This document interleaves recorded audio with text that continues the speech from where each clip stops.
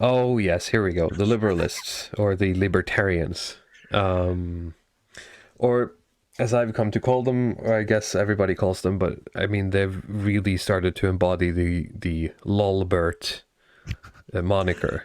The Uh, Polbergs with yeah, it's. I mean, refer to my conservatives versus or failures of conservatives and libertarians yep. for why, and they fail in the exact same way.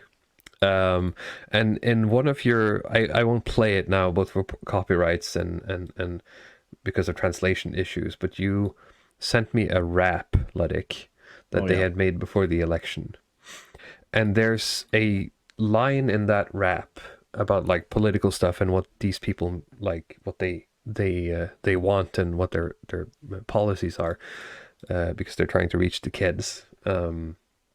The lyrics is are like the lyricism of it isn't half bad, but there's like a line in there where he says, "I don't want to like pay for, I don't want to pay for art. I just want to smoke weed."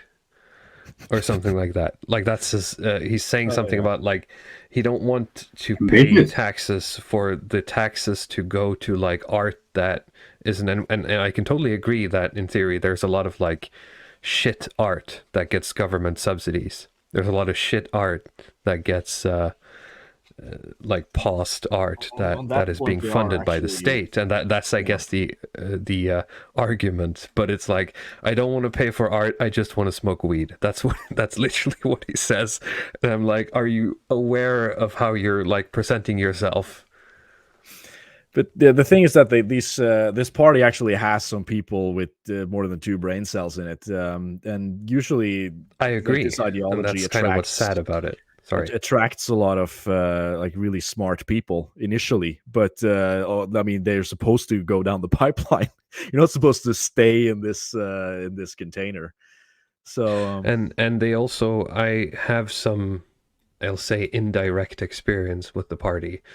Uh, and as all libertarians, they fall down the they fall into the trap of like arguing over like who's the most libertarian and like, oh, our we should not like we should include something about wanting to privatize roads, right?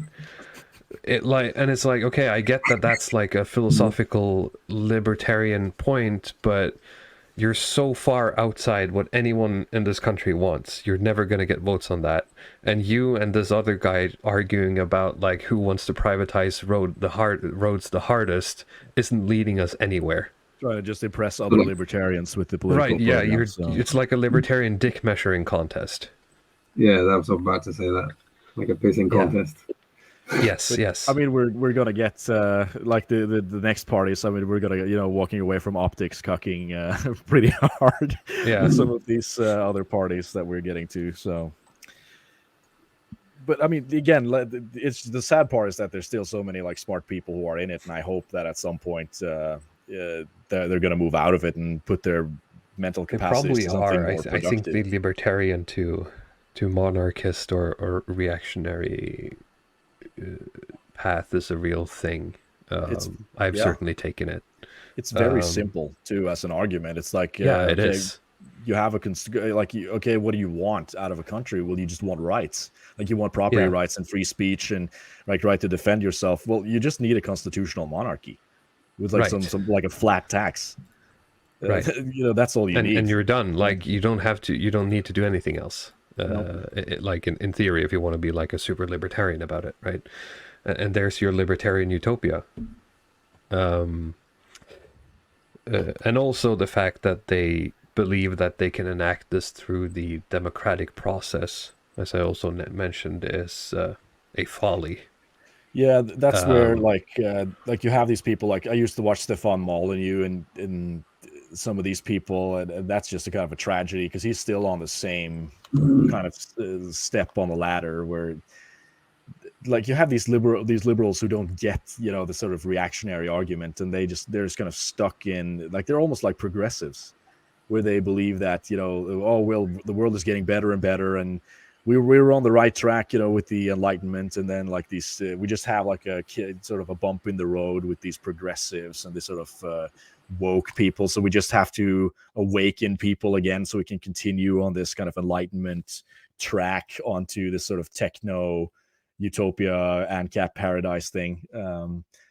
I don't even know what to say to them. So yeah, and you get into this weird like transhumanist streak into it as well, which I think is very very dangerous and part of the sort of managerial hell we're heading towards.